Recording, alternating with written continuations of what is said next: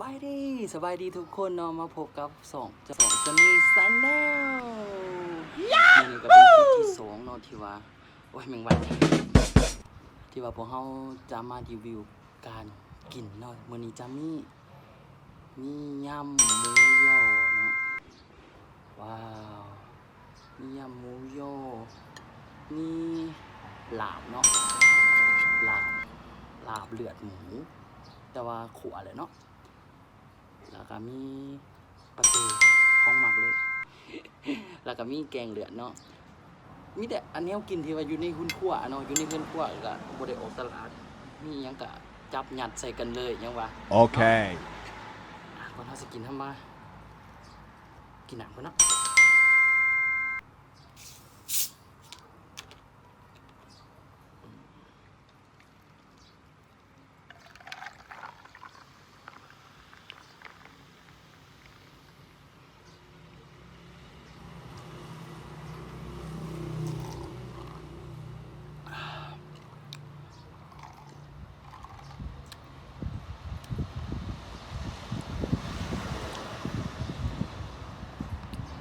เริ่มกินเลยเนาะ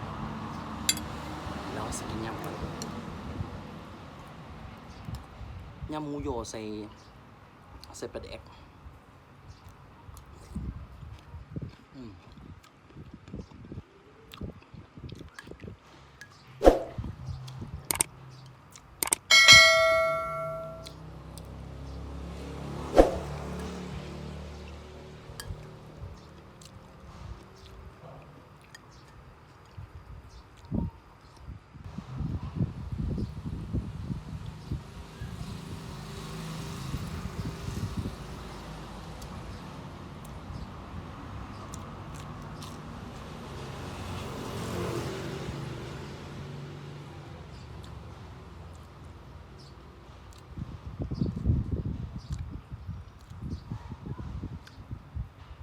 อีเมลเราเห็ด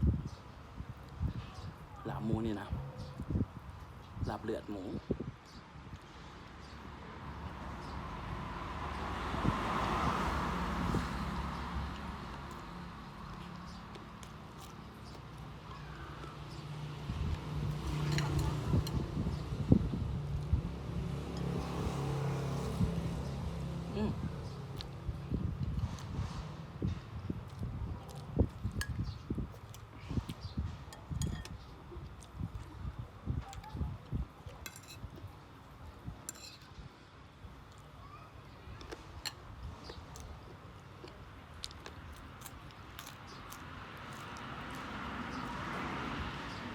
คือตอนเที่ยงเนาะตอนเที่ยงเดี๋ยวเวียกเดี๋ยวเพื่อนแล้วก็มาอัดคลิปให้ทุกคนเบิ่งน้ำกันเนาะ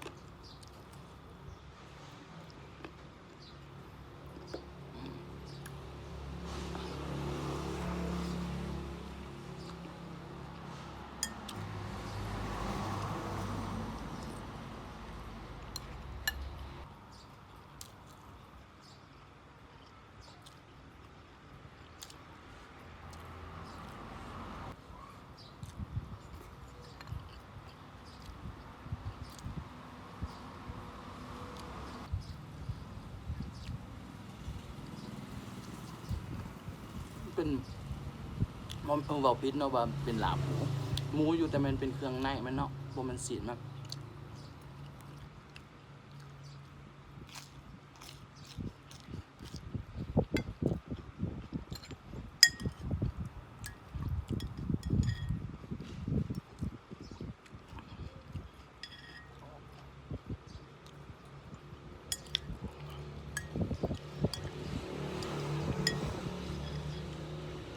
ตัวนี้แกงมันเป็นแกงหมูอีกแล้ว เป็นแกงเป็ดเหลือแต่คืนนี้พุ่นเนาะก็เลยมาอุ่นกินต่อ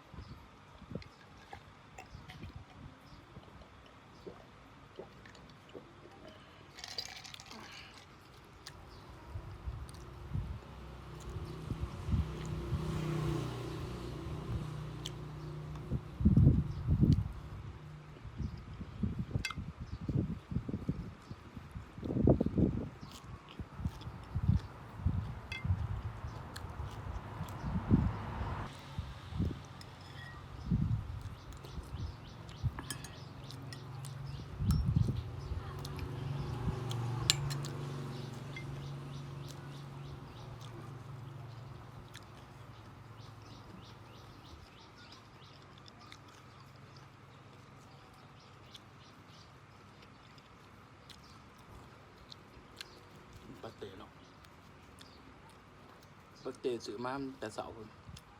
มันปกติตลาดเสาร์บ่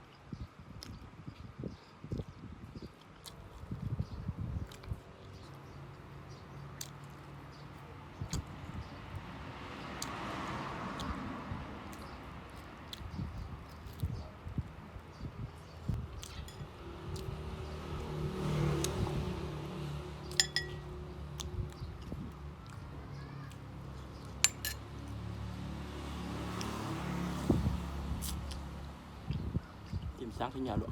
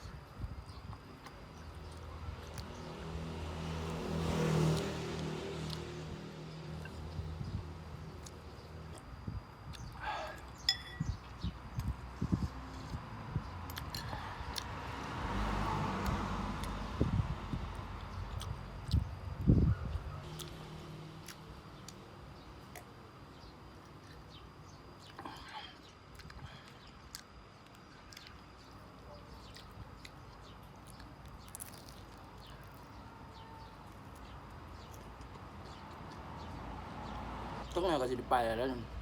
ไม่ได้ว่าหมู่เพื่อนคนใดที่ว่าเขามาเบิ่งก็อย่าลืมกดไลค์กดแชร์กด Subscribe แล้วกดกระดิ่งด้านบนให้นี่เด้อกดคนละนึงเนาะขอซะ คนละนึงไลค์โอเค